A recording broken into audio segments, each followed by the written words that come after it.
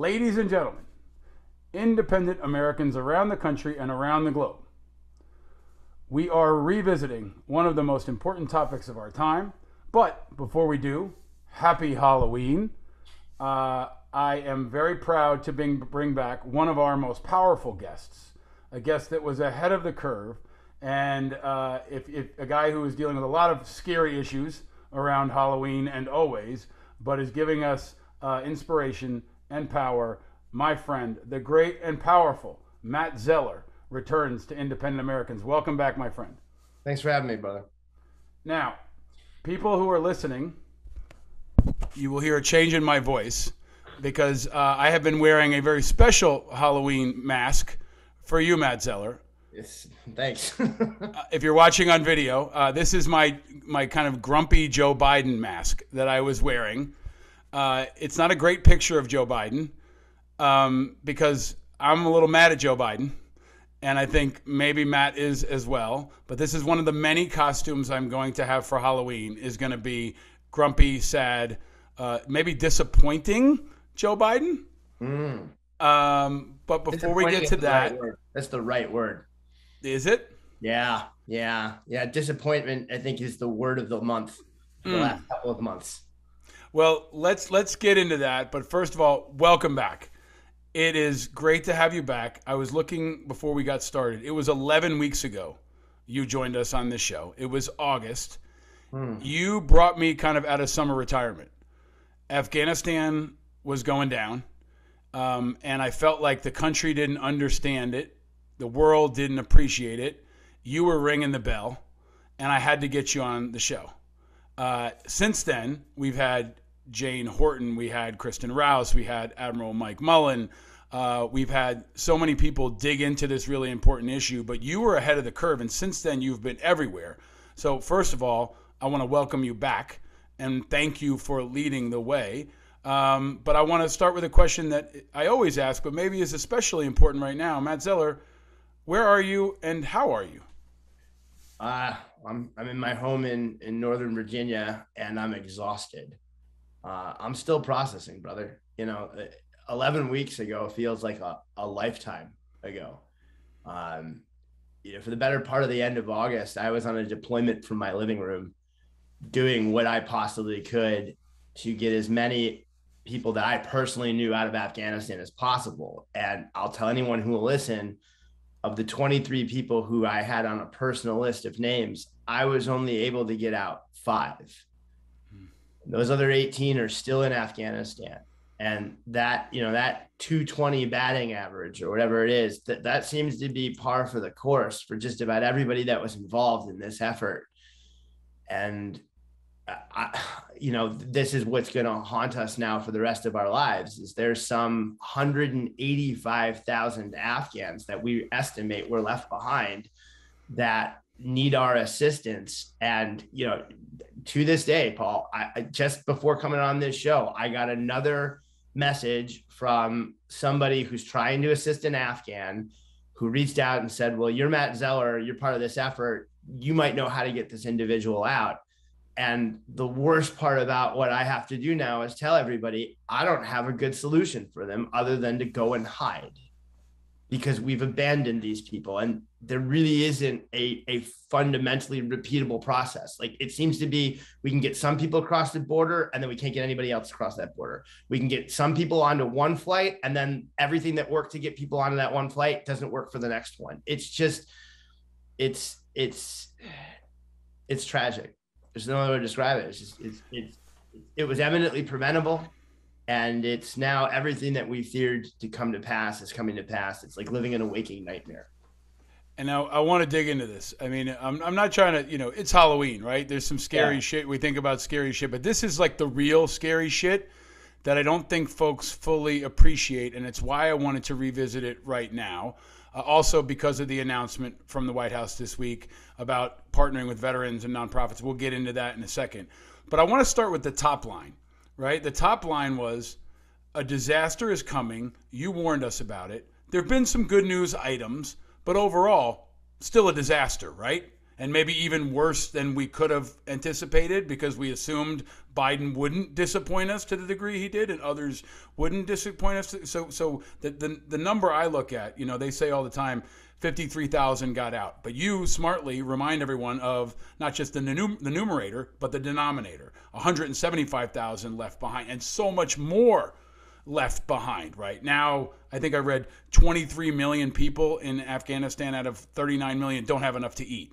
A humanitarian disaster that's going to be worse than Syria and Yemen. So can you maybe start with how bad is it in Afghanistan right now? Break it down, because most of the country has already made it for Afghanistan.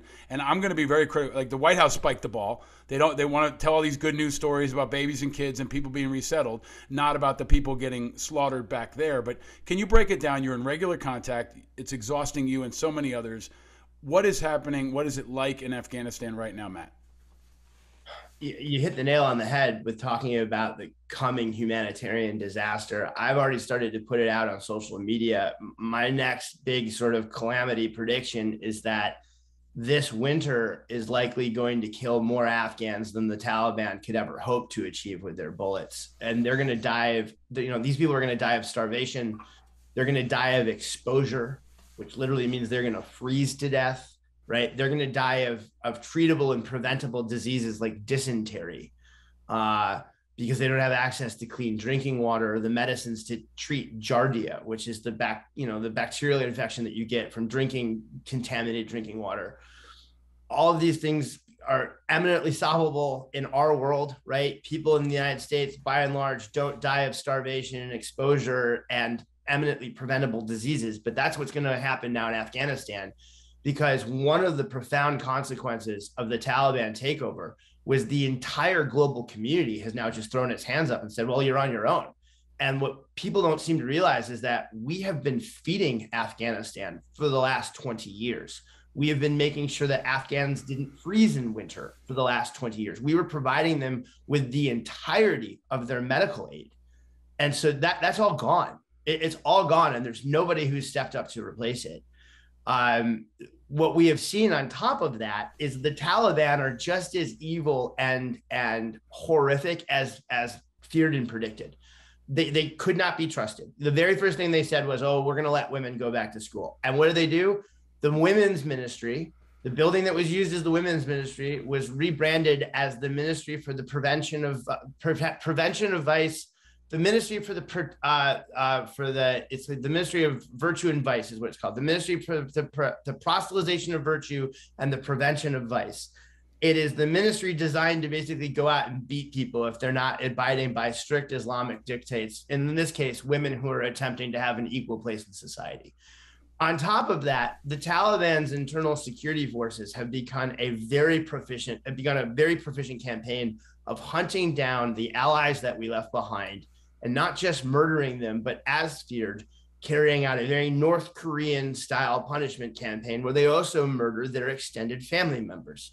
I've had to make it a practice I'm working with Amnesty International right now to help build a crimes against humanity case against the Taliban. And I've had to make it a daily practice to only look at the horrific images, of dead bodies and of murders and of these snuff films that are being smuggled out of Afghanistan first thing in the morning, so that it isn't what's haunting me when I go to bed at night, because otherwise I can't sleep. And when I say that this is a daily thing, it is multiple times in the morning, and they're mostly on Twitter or Facebook. So it's publicly available. You can see firsthand the brutal life that the Taliban are bringing to bear on ordinary Afghans. They're killing people for the crimes such as having the audacity to report the news, being a woman who wanted to go back to work or re-enter school to continue their education. They have also, interestingly, a lot of people have been paying attention to this. There's been an interesting power dynamic in which the Doha Taliban, who were part of the negotiating team that negotiated, the surrender deal with the Trump administration, those Taliban have all been sidelined. And those are the ones that were all talking a big game to the international community about being reformed and being a new, more modern Taliban. If they're not dead or under house arrest, they're basically have been marginalized in the government. And the people who took over were the hardest of the hard, right? The people with the closest ties to Al-Qaeda, the Haqqanis. And most importantly, those who had the closest ties to Pakistan and the ISI. And so it's very clear now that Afghanistan is ostensibly now a client state of the Pakistani intelligence service. There might be some buyer's remorse there. I'm going to be honest with you, but the reality is that we don't have, and this is the so what of all of this, is that because of this confluence of bad people being in charge and our complete abdication of that country, you're right, the White House spiked the ball, and they're now, at least when it comes to the topic of the fate of those left behind, it seems as if they've just put their fingers in their hands and they're going, la, la, la, la, la, I can't hear you, because there's somehow this belief that if they just ignore us, we're going to go away. Yeah. And what don't understand is that, particularly for veterans, this is the issue. So I want to pause you there, Matt, because, and first of all, thank you for that really comprehensive and smart summary. You have been the leading voice in America on this issue. And I'm glad that at least enough people in the media watch this show or listen to this show and saw you on it and have been booking you, and you've been on the media. But I also know it ebbs and flows, and you'll go weeks now without getting a phone call because it has become Afghanistan. The Biden administration is only telling the story about what's ahead, and they're totally throwing the rest of it in the rearview mirror. And it's a political manipulation, in my view. It is an abdication of responsibility. It's a moral failure, but it's also a global strategic failure, because now we've got Pakistan asserting their power. We've got regional instability. You've got a refugee and humanitarian crisis that's not just about Afghanistan, but is spilling into neighboring countries. You've got bad actors like Russia and China who are going to flex. What I guess the case I've been making for a long time, Matt, that you have artfully explained is this is about so much more than Afghanistan. Right? People have said in my comments section, oh, enough about Afghanistan. We've heard enough about Afghanistan. And I'm saying Afghanistan is the mirror for everything right now, right? Like, we can't solve big problems. We can't get along. We have no accountability. So I want to pivot to a point on this that I have been focused on. There was obviously the ridiculous drone attack on the way out that killed 10 civilians and a humanitarian worker. Even on the way out, we added insult to injury. But in Washington, there's been no accountability. Jake Sullivan still has a job. All the spokespeople still have jobs. I want to get to that, right? So there are calls now, bipartisan calls from Joni Ernst and Tammy Duckworth to have a true Afghanistan investigation, an Afghanistan commission, which I think is necessary. I don't think the White House wants to have happen. Other people don't want to have happen. We will continue to push for that. But I don't think a single person in the American government has been held accountable despite these failures. And you laid it out. Look, in baseball, it's the World Series time. If you hit 300, you're a Hall of Famer. If you hit 300 in humanitarian work, you fail. 70% of people die. And that's where we are right now, right? 70% of people have been left behind. 70% of people are dying. 70% of people are freezing. 90% of the people got left behind. They're batting at best 100, maybe. Like, this is the thing, Paul, is that they've been fudging the numbers. So of the 125,000 people that are evacuated, 60,000 of those people weren't Afghans. Let's just start off right there. They were Europeans and Americans and other people who had to get out, right? The 65,000 people that were Afghans that they got out, of that 65,000, 2,700 of them were the interpreters and their family members that we were trying to evacuate. The rest of these people were basically, I know that there's probably a large number of them were actually CIA personnel that were part of the National Directorate of Security. And they were basically our sort of paramilitary army in secret in Afghanistan. And you know what? Good on us for getting them out, because we made them the same type of commitment. But the rest of these people seem to be people who had means that were able to bribe their way onto the airport. And the vast majority of the people that needed to be put on planes, I'm going to tell you right now, were either prevented from being able to get into the airport, or most egregiously, when they were able to get onto the airport, were turned around by an internal State Department checkpoint. that refused to allow them to get onto planes. And that is what has to come out in investigations. And you're right about the commission. We've had now 2 months of congressional hearings at various different committees, the Armed Services Committee, the Foreign Affairs Committee. And what we've learned from watching both the House and the Senate attempt to try to investigate this in the traditional way is that they just can't. It's too partisan. Both sides are retreating into their narrative. They're using this as a cudgel. No accountability is being accomplished or brought to bear. There is not any pathway forward to, more importantly, prevent this from ever happening again, which is on us as veterans to leave this better for the next generation of folks who come to serve. We need to make sure that this never occurs again. It's already happened now at the end of Vietnam, at the end of Iraq. It's now happened at the end of Afghanistan. It'll happen again when we leave Iraq, because a lot of people seem to, you want to talk about forgotten, Stan, we have 5,000 troops in Iraq. No one seems to talk about that anymore. Iraq and Syria, they just throw up their hands. Most Americans probably have no idea how deployed we are all around the globe. And in those deployments, how dependent we are upon local allies. And so what we're hopeful about this Afghan commission that Senators, Duckworth and Ernst, and I've even heard Senator Moran from Kansas wants to back this, which would be huge, is that would be the best way to achieve not just accountability for the failures and successes of the last 20 years, and then to learn from those, but more importantly, to structure ourselves going forward so that we don't repeat the same mistakes. Yeah. So I've talked on this show. I'm teaching a class on understanding 9/11. It's 20 years after 9/11. 3/4 of my class was not born on 9/11. That's the weirdest thing, isn't it? I know, right? But I assigned them the 9/11 Commission report. They are understanding 9/11 because a commission was established. Yes. A bipartisan commission that investigated, made recommendations, many of which were not, abided by, were not implemented. And then I brought Senator Bob Kerrey, into my class, who was a Navy SEAL himself, was a governor in Nebraska, and he talked about the 9/11 Commission. He talked about the process. He talked about its limitations. But without that, I would have no definitive document to teach my students now about what happened 20 years ago. So we need this. We need an investigation along the lines of what we had after the 9/11 Commission. I'm going to push for it. You're going to push for it. I hope anyone listening will push for it. But I want to go to another point that's central here, too. They're not only saying Afghanistan is over, they're saying war is over. And Biden went to the UN and said, America's no longer at war. Tim Kaine, who ran for vice president, should know better, says we're no longer at war. We're doing strikes in foreign countries. We've got troops all around the world. They're getting combat pay. They're getting shot at. We're doing drone strikes all over the place. And these guys are out there saying the war is over. So I guess what I'm going to ask you here, Matt, and I want to come back to the States because there's this weird pivot happening that I think is good, but also a bit nefarious.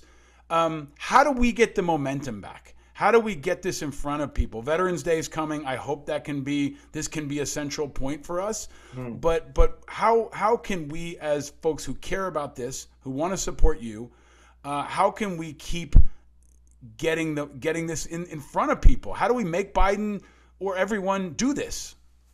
My war and the war for all of us, who fought in Afghanistan and Iraq, our wars aren't going to end until our brothers and sisters are safe.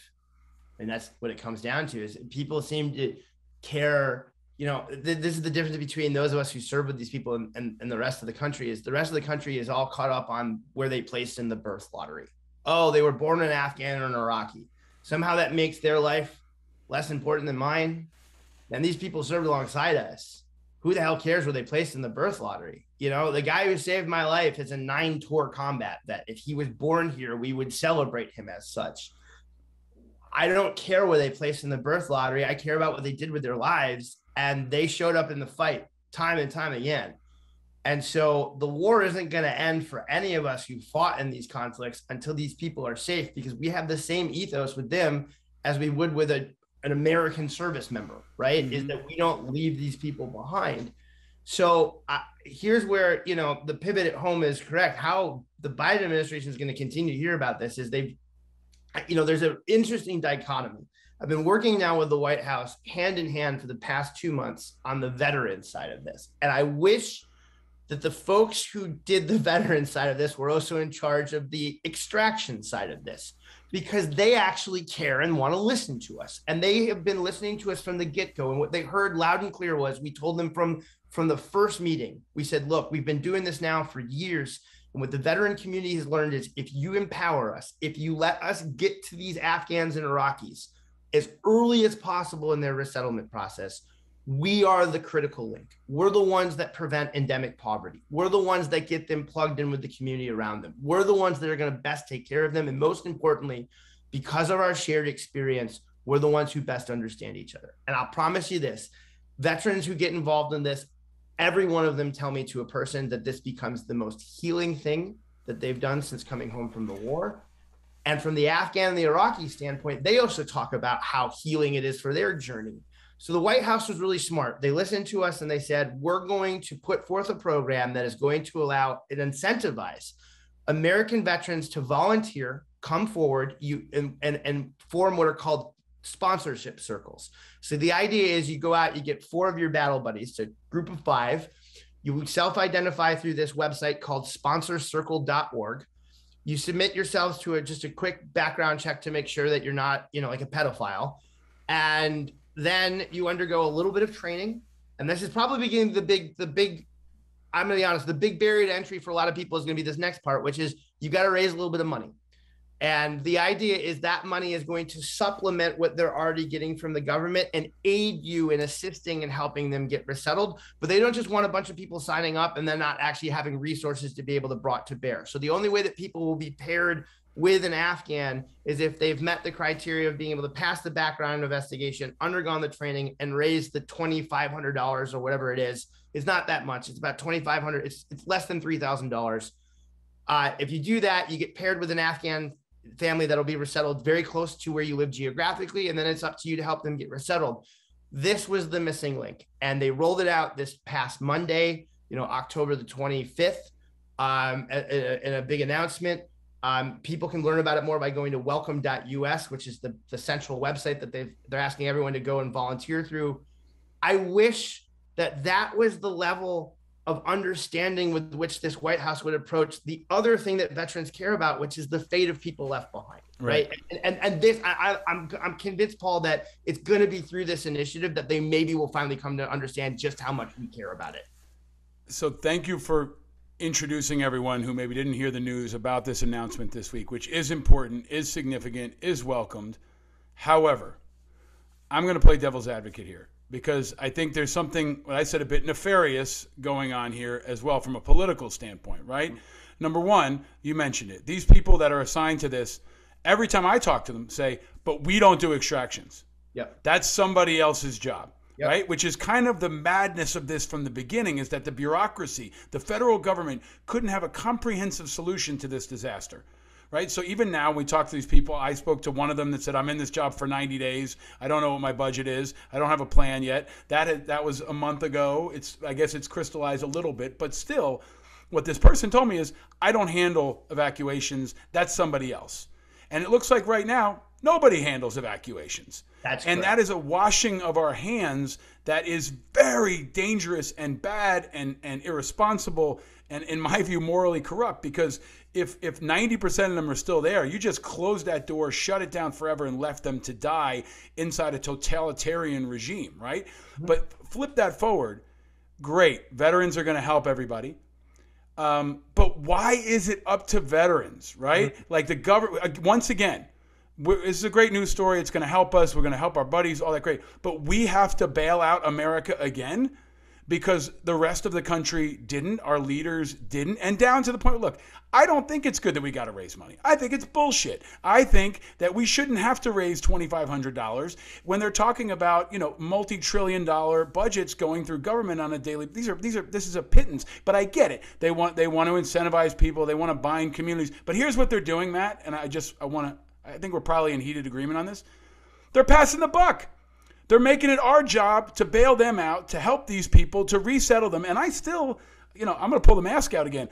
I don't think I've seen Biden meet with a single Afghan family yet. No, not a single one. Neither the Justin Trudeau did it in Canada, right? Other Western leaders have done it. There's a very powerful visual. Biden has not met in public with a single family that got out yet. You would want. It's a great point. And I'm gonna be honest. I don't know of, maybe other than the secretaries of state and defense and members of Congress, I don't know that the president or anyone from the White House has actually gone to see any of the military bases with them. So, I mean, how welcome are they if we tell them, okay, come on over and you can join the Underground Railroad network of the veterans community, which is less than 1/2% of the population. Maybe it's, 20% if you throw in everybody else from World War II. But there's also something here that I think may be ultimately counterproductive too, because we are bringing them into America, but they're bringing them into a community that is to some extent isolated, is to some extent disconnected, is to some extent capable and willing and driven, but also, is it fair? Right? So like you asked us to go to war for 20 years while everyone else left life interrupted, and now you're asking us to clean up the mess after the war. And so I'm pissed about it. And I think it's great. These corporations are getting nice press releases and everybody's getting to feel good about this. But this is not a feel good story. And I just want to put that out there for people to think about, that the president passed the buck on a lot of this. And I'm going to put it on him. Congress is responsible too. But they're passing the buck again. Like Matt Zeller is the public face for America when these people get to a base. Where the fuck is the president? Why isn't he there welcoming them, shaking their hands? He's meeting everybody else in America to sell the infrastructure plan. He can't be there to welcome them on behalf of America? I wish he'd actually go to see them, because he'd see the conditions that some of these people live in, and he'd realize, oh my goodness, this is a disaster. I want one last point, man. They're treating it like Guantanamo. They're treating it like the border. It's like it's too hot to go near. Right? So they're not putting, it's intentional, it's deliberate, and I think it's terrible.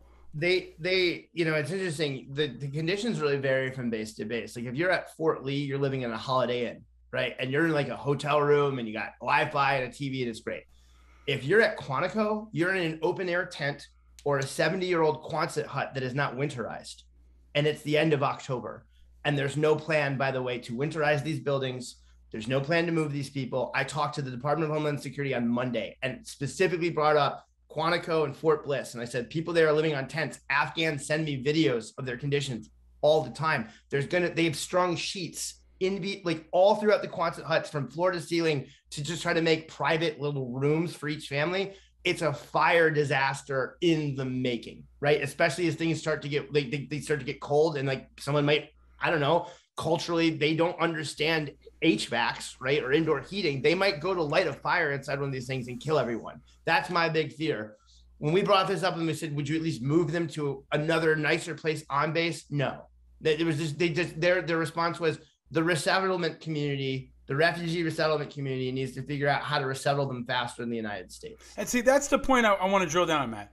They're passing the buck. It's up to Amnesty International and Team Rubicon and the part that all great groups, amazing groups, they'll do as much as they can, but on the order of magnitude. I mean, these nonprofits are a couple $1 million organizations, maybe a couple tens of, the big ones are $100 million. We're talking about someone like the DOD that's hundreds of billions and trillions of dollars. Like the order of magnitude that we need. It's a rounding error for them in their budget to support this, right? Yeah. You raise a good point. Where are the defense contractors that made billions and billions over the last couple of years? Why haven't they been asked to help? You want to talk about why is it that veterans have to raise, $2,500 per carrying circle? Why haven't they gone to like Halliburton or General Dynamics or I don't know, Mission Essential Personnel, which held the majority of the interpreter contracts for the last couple of years and made billions off of it? But what, Matt, I want to stop that because I think we've been doing that in the veteran space for so long. Like I started a veterans group. I created a veterans group because we had to do the things the government didn't do. Right. And we used to always say our job was to put ourselves out of business. Yeah. And if we keep creating braces around broken legs that are flawed, the legs, and never take the braces off, the legs will never heal. Really good method. And like that's where we are right now, over and over again. Like we're creating these Frankenstein's monsters because our government can't, and now our government won't. right? Like some of my guys, I've had to go to get mental health outside the VA because the VA couldn't provide. Now, 20 years later, your buddies and my buddies have to figure out whether they can get a donated Airbnb and some diapers off of Amazon. This is bullshit. That's you're spot on. So there's a movement afoot in the Greater Evacuate Our Allies coalition, which is about 100 different organizations at this point. And the movement afoot is to, as part of this Afghan commission process, one of the things that they want to change is how we fundamentally go to and come home from war, right? And the idea being that this is likely going to be a problem that will rear its head in other conflicts, and that it shouldn't be on veterans to figure this out at the end of a conflict. There should be a government program that existed from the time that we go to war, that is already preparing for how do you take care of these people when they come to the United States? How do you properly resettle them? What's the cost? Who are the personnel who are assigned? What's the budget that's been allocated? What base are you going to house them on, rather than trying to figure it out at the last minute? I mean, you're 100% right. That's what needs to be done. But to bring it back to the very beginning of our conversation, Afghanistan is a mirror upon us. We can't do the big things anymore. You know, we can't seem to achieve that type of national whole of governance effort. The digital Dunkirk is something you introduced to us back in August. And again, I think that digital Dunkirk can be viewed as this amazingly innovative group of, Minutemen that rally in a time of crisis. But we had the Minutemen in the revolution because we didn't have a standing army yet. We grew up. We had a standing army. Like, we shouldn't be doing, crowdfunding for a refugee crisis. It's great to see you and Kate Hoyt and so many amazing people out there doing this. But I'm saying, like, why don't you have a government agency under you and resources to drive that? Because in some ways, this is so inspiring and it's so amazing.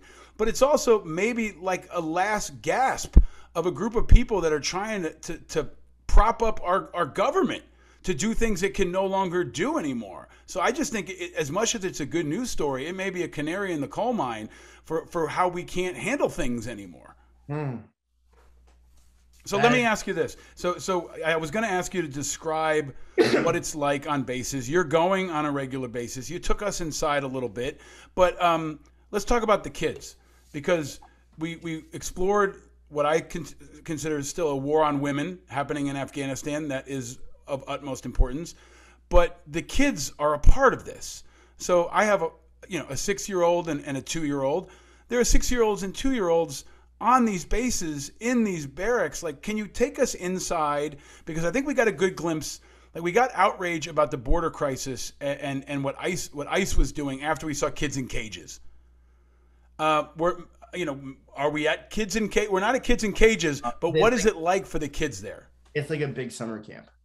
I mean, for the kids, it's like a big summer camp. Like, they're like, oh my God, we don't have to go to school. All we do have to do is play all day. There's organized games all day long. The soldiers play and dance with them. I have more videos. I wish the DOD, this is the thing, is they don't let you, like, you can sneak a video now and then, but then they're really like, you can't show it to anybody. I wish I could show people this. I wish they would show people this.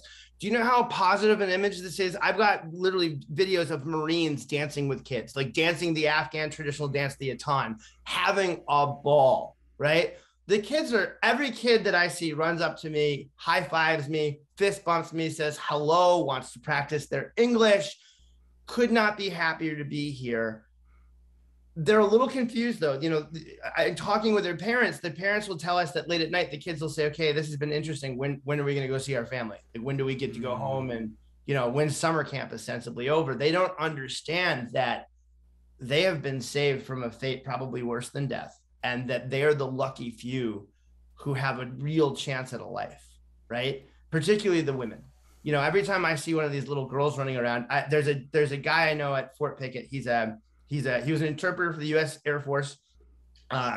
He's a facial reconstruction surgeon in real life, and I just delivered his MCAT books because he's studying for his boards to get reboard certified to continue to practice facial reconstructive surgery here in the United States. And he's got 2 little girls and a little boy, and his oldest daughter told me she can't wait to be a doctor, and in this country she can, right? So the kids the kids are thriving. Kids can make just about as much of an awesome situation out of anything. And every base that I've went to, I've seen cricket games, I've seen soccer games, volleyball. I've seen probably the kids' most favorite game, which is tackle the Marine, right? Tackle the Army soldier. Like that seems, pile on the Marine seems to be something that they all love to do. But and again, good news story. But there's no there's no by the way. But there's no plan for when they will be in school. Do they know when they will be in school? Will it be in January? Will it be next year in September? Like, this is where I keep saying, and you keep revealing, Biden didn't have a plan. They still don't have a plan. Like, if you're a parent of a 6 and 2-year-old and you're living at Fort Pickett, what are you told about when your child will be in a school? You're not. You're told that there's a base school that's been set up that's makeshift that they can attend if they want. What kid wants to go to school? By the way, it's being taught by a collection of Afghan women who are teachers back in Afghanistan who are volunteering to try to continue to educate with very limited resources. What they're more concerned about is they want to know when they're going to be resettled. So this is the thing, is that none of these people were told, okay, the reason why you're all stuck on a base is that we just assumed that none of you were vaccinated. And so we gave them everything. You want to listen, the anti-vax people would have had a nightmare with this. They're wrong, by the way. You should absolutely get vaccinated. It completely works. But these people were vaccinated for everything under the sun: measles, mumps, rubella, tuberculosis, COVID, the flu, hepatitis, you named it. It was assumed that they had never been vaccinated for it. Some of these vaccines take 6 weeks to be effective. So they've just been stuck on base waiting for their vaccines to finally be done. Now that process is over, the government is telling us that they're trying to resettle. They're trying to move at a pace of around 4,000 a week off the bases. Well, if you do the math, at that pace, they're still going to be doing this at the end of January. And again, it's just these people are going to freeze, particularly those kids. That's the thing about the kids that scares me. None of these people have winter clothing, okay? They all came to this country with the clothes that they were wearing in August in Afghanistan, the day that they got onto the airport, right? So they were all wearing flip-flops and probably, like loose-fitting winter summer clothing because it's really hot there. They're not prepared in any way for the winter that's coming. Now, Team Rubicon has done an amazing job at collecting donations. IAVA has been instrumental at helping to deliver clothing to the bases. That's part of the effort that I've been undertaking. But I have to tell you, I've also seen that they've not done a really effective job in handing out that clothing yet. And the Afghans themselves have asked and requested, why don't you, we're sitting here doing nothing, use us to hand out the clothes to people, to which the military said, no, we don't trust you. We think that you'll steal it. Yeah. So that's where we are. So Matt, a couple other things. Like, you continue to be a must follow on Twitter. You're out in the media. You've now joined the team at IAVA, which I think is fantastic. Jeremy joined us a couple weeks ago as well. And I think, Kristen has also joined us, a part of the extended IAVA family, and Jake Wood and all these other folks that have been on this show and that are, connected in different ways to IAVA and to other veterans groups. Veterans Day is a couple weeks away. I hope that we can make this the rally point, right? Last year it was like COVID was the rally point. This may be the rally point now, the unifying thing that's more unifying than anything we've seen. But, and as we go into the holidays, I hope people think about donating time, energy, money to support these families, but also, maybe even more critical, focus on the policy change. Focus on mandating a plan, focus on getting the president to show up, focus on the investigations. But let me ask you, is there anything else that's coming up? What's next? What is the media not covering? What does Biden not see? If I bring you on in 11 weeks, from now, what's the warning? What weather do you see beyond what you've talked about that other people don't see coming?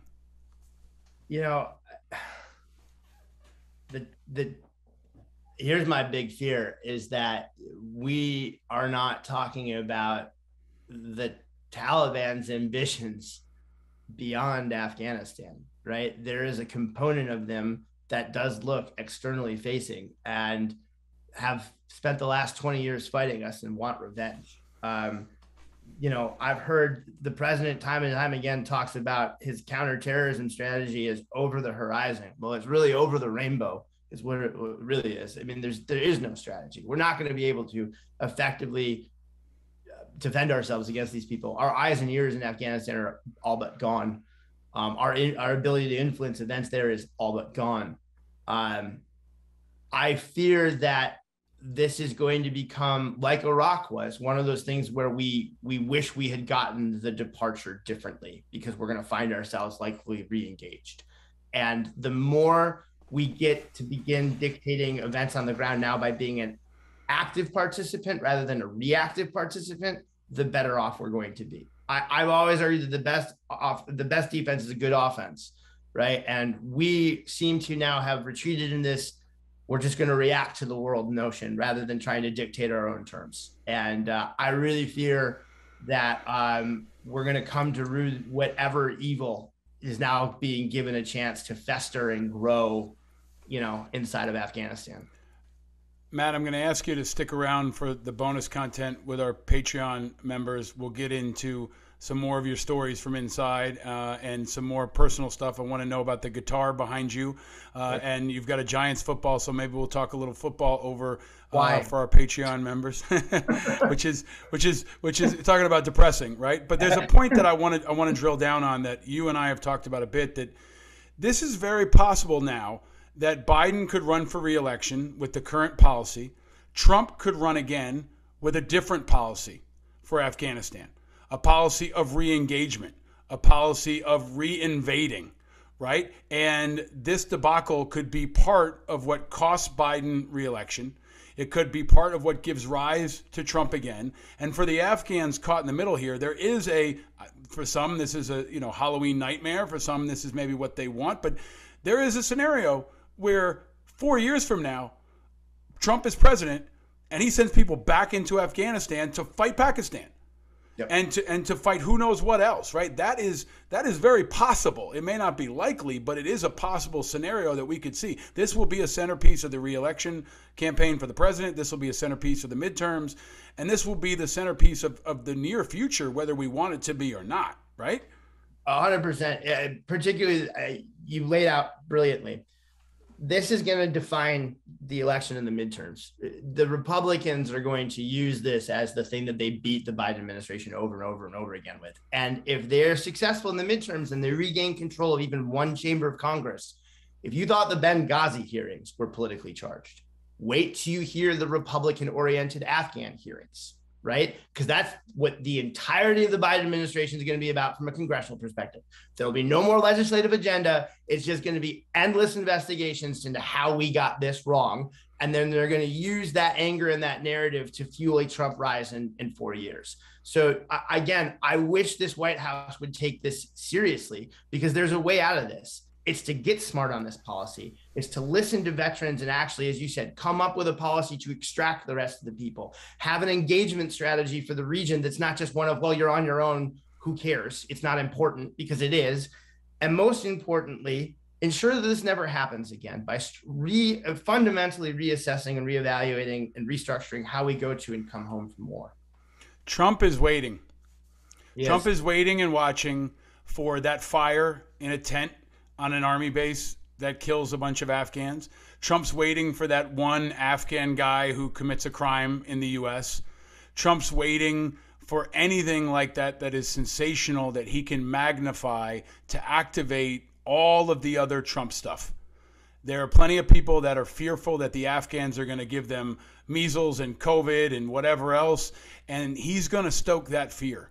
And he's waiting for those errors, and Biden's making it easy. Yeah. Right. And I think that's what we all have to guard against. We have to be vigilant about. I started with a Biden mask. Well, here's the other mask. Oh, right. Man. This is for video. See it on video, folks. I've got the angry, nasty Trump mask, which is the other side of this equation, and is very much the central part of our foreign policy, domestic policy, political conversation this Halloween. And we're probably going to be talking about it next Halloween too. But Matt, on Halloween, people dress up like superheroes. I'm actually going to, spoiler alert, I've got an Eeyore shirt on. So I'm feeling a little mixed, and my son has decided I'm Eeyore because he got Tigger, the little guy got Piglet, my wife got Pooh, Nanny's getting Rue. So I'm going with Eeyore because it kind of there's a hopeful part of Eeyore, but Eeyore's a little tired, and that's where I'm going to be this year. But you are a superhero, and you've been an incredible inspiration. You've been Captain America for all of us, not just for these 11 weeks, but for the last decade or more. And I just want to thank you from all of us for being an inspiration, for being somebody our kids can look up to, and for fighting like hell for the soul of America. You've been a flame, man, and we're grateful for you. Thanks, brother. I'm really deeply honored. Thank you. Thank And you. we're gonna keep having your back. So follow Matt, stay tuned, get in the fight. It's not over, and stay vigilant. Thank you, my friend. Thanks, brother.